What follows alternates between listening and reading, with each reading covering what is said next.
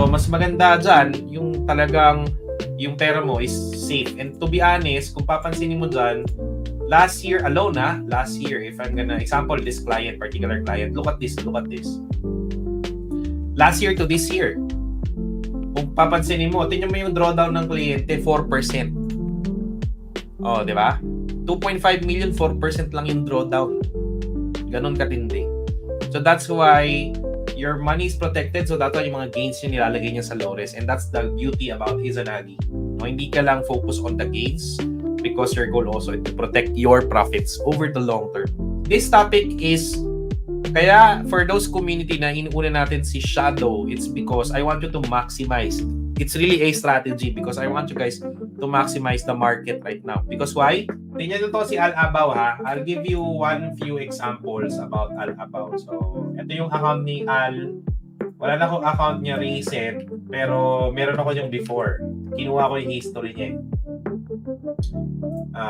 Saan ba yung history ni Al-Abaw? Ito. Yan, ito.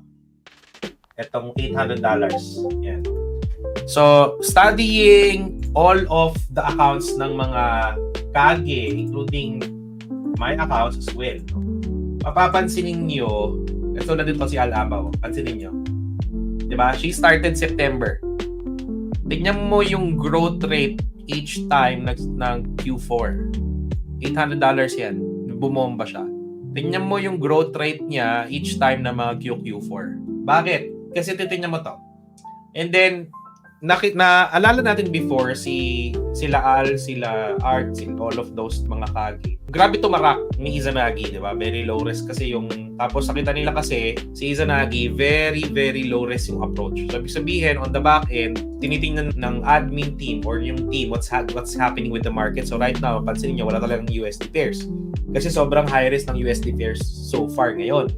So, that's why, sobrang tinitailor, sobrang pine-prevent na ng admin team si Izanagi to trade volatile pairs.